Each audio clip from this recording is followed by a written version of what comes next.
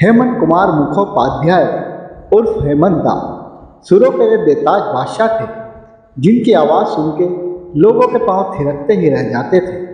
हेमंत दा गायक होने के साथ साथ एक बेहतरीन संगीतकार और फिल्म निर्माता भी थे। है अपना दिल तो आवारा, जान वो कैसे लोग थे जिनके न तुम हमें जानो। जैसे सैकड़ों अमर गीतों को अपनी आवाज़ देने वाले हेमंत दा की पहचान बंगाल से होती है। कहा जाता है कि हेमंत कुमार संगीत की समझ को ही लेकर पैदा हुए थे। उनकी आवाज़ में ऐसी खनक थी कि जो कोई सुने दीवाना हो जाता था। ये उनकी कला का एक बहुत बड़ा उदाहरण है। कुछ लोग मानते हैं कि बांग्ला म्यूजिक इंडस्ट्री में हेमंत दा से बड़ा कोई गायक नहीं हुआ, जबकि उस समय किशोर कुमार भी दिग्गज गायकों में से थे।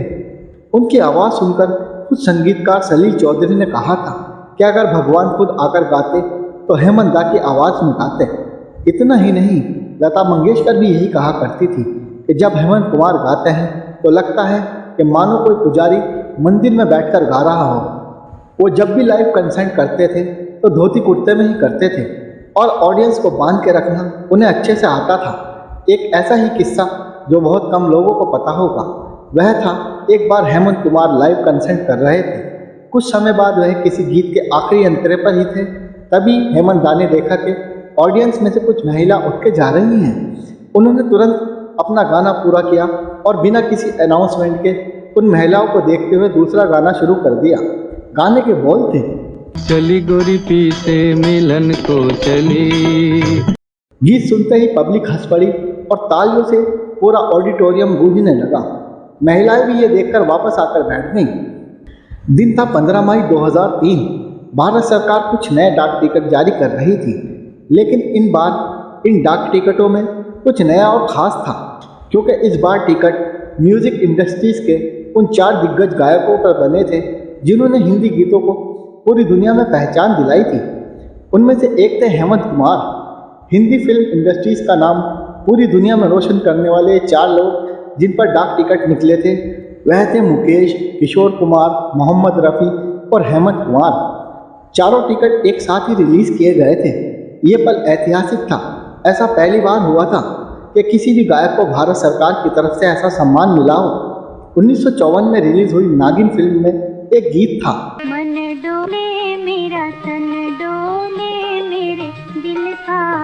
इस गाने ने दुनिया भर में धूम मचा दी थी। दरअसल नागिन फिल्म की सफलता के पीछे हेमंत कुमार का संगीत था।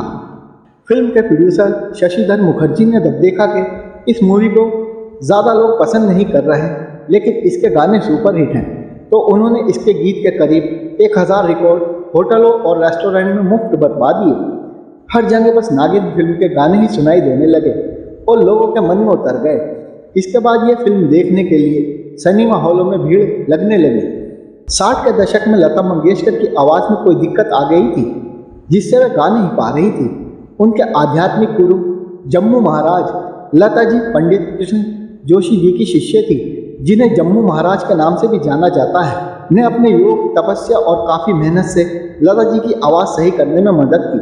काफ़ी समय बाद जब लता मंगेशकर दोबारा गाने के लिए तैयार हुई तो उन्होंने सबसे पहला गीत हेमंत जी के लिए गाया। फिल्म थी 20 साल बाद और गीत था, कहीं दिल चले कहीं दिल। हेमंत दा एक ऐसे गायक थे जो सिर्फ गायकी के लिए नहीं बल्कि कंपोजिंग के लिए भी फेमस थे। हेमंत कुमार की आवाज़ मध्य सप्तक थी। उनके कंठ से निकली वाणी का अलग ही सौंदर्य था। ऐसा लगता था कि उनकी आवाज़ आध्यात्मिक स्पर्श देती है। ना वे खरल में जाते थे और ना ही हाई पिच पर गाते थे। दरअसल हेमंत दा की आवाज़ गहरी थी। उनसे बात करो तो लगता था कि मानो किसी मंदिर से या गहरे कुएं से आवाज़ आ रही हो। उनकी आवाज़ में अलग ही गूंज थी। उन्हें माइक से इको की भी ज़रूरत नहीं पड़ती थी। है अपना दिल तो आवारा, न जाने। अमीन सयानी के बिना का गीत माला में टॉप गीत पर बना था और पूरे साल टॉप पर ही रहा। ये गीत 16वें साल फिल्म का था जो साल 1958 में रिलीज हुई थी। देव साहब भी इस गाने को याद करके एनर्जी से भर जाते थे। इस गीत को याद करके वह भी कहते थे कि उस समय हर व्यक्ति के होठों पर यह गीत रहता था। लता जी ने एक इंटरव्यू में बताया कि जब भी कोई गाना रिकॉर्ड होता तो गायक और गायिका एक साथ खड़े होते थे, लेकिन हेमंत कुमार के साथ गाने में बहुत दिक्कत होती थी क्योंकि हेमंत दा उनसे बहुत लंबे थे। उनके साथ गाने के लिए लता जी को स्टूल या किसी बड़े बक्से पर खड़ा होना पड़ता था। हेमंत दा दूसरे के संगीत की भी बहुत सराहना करते थे। अपने समय के लोकप्रिय संगीत निर्देशक शंकर जयकिशन के गीत उन्हें बहुत पसंद थे। मेरे मन की गंगा और तेरे मन की जमुना का बोल गाता बोल संगम होगा कि नहीं उनके पसंदीदा गीतों में से एक था। हेमंत दा हमेशा से ही माहौल बना देने वाले लोगों में से थे। धोती कुर्ता उनकी पहचान बन गया था। जब भी वो लाइव कंसर्ट करते तो धोती कुर्ते में ही करते थे और ऑडियंस को बांध के रखना उन्हें अच्छे से आता था।